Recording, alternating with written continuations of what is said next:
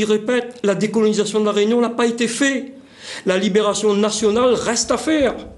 On a dit également que la décolonisation, c'est la rupture des liens de subordination avec la métropole. Comment on peut envisager un développement de la Réunion dans le cadre de la République française? Oui, comment? D'accord, la question se pose là-dessus. Mais encore, les questions sont quand même reviennent.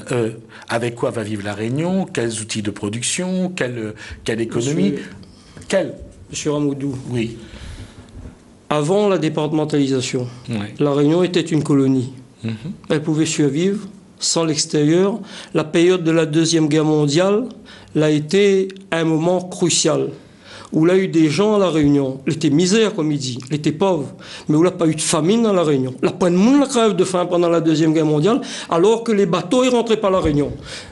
Nous l'avons vécu avec ce que nous n'avions à la Réunion. Pourquoi ce qui était possible avant 1946, avant cette trahison? Attendez, ça a duré de 40 à 42, jusqu'à l'arrivée du Léopard, qui a cassé le blocus. Entre 39 et 45, la peine bateau la rentre à la Réunion. Lors de la période de la guerre, la Réunion, il comptait que sur elle-même. Oui, effectivement. Bon, eh bien, la population la vive difficilement, comme ailleurs, comme en France, comme dans tous les pays en guerre. Mais il n'y a pas eu de famine à la Réunion. Il fallait attendre 2 ans, comme nous l'a écrit dans Fanal, notre journal.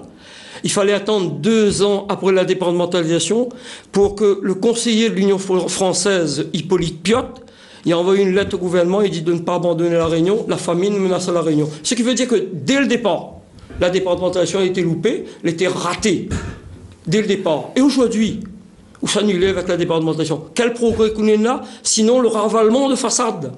C'est un ravalement de façade, la misère elle est derrière.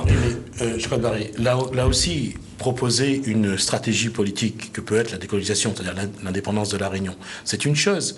Mais que proposez-vous derrière comme moyen de production, comme stratégie politique, comme agriculture, pour que 800 000 Réunionnais vivent avec les moyens de la Réunion? Si je peux permettre à moi de rectifier, où il y en a 820 000 ou 850 000 habitants à la Réunion, mais ce ne sont pas forcément 850 000 Réunionnais. Nous l'avons estimé en prenant par des coups par les naissances, les morts et les décès, il doit être à peu près 650 000 Réunionnais. Ah oui, ça il dit tout ce que l'INSEE écrit, tous les organismes officiels il dit. Mais il n'est pas n'importe qui les Réunionnais. Moi, je crois que ça est important de le dire aussi. À chaque fois, il dit en 2025, nous sera 1 million, 1 million d'habitants. Comment nous va faire? Nous l'a gagné fait quand elle était en difficulté. Et je pense que ces moyens-là, nous avons encore le moyen de créer. Et le Réunionnais va gagner répondre de son devenir demain matin.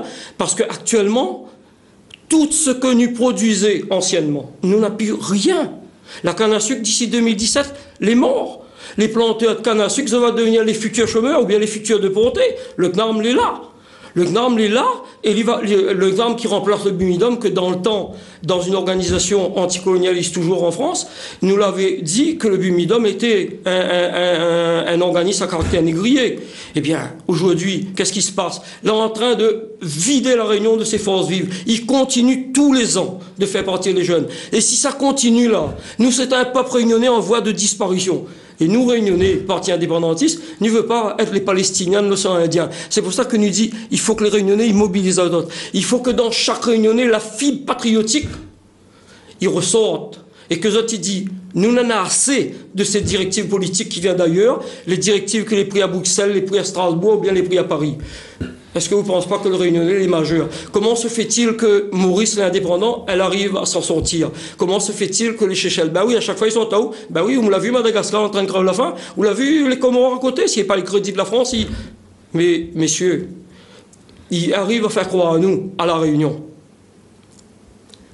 Tout l'océan autour de nous, la plein de poissons dedans. Non, ils donnent à nous poissons congelés pour manger.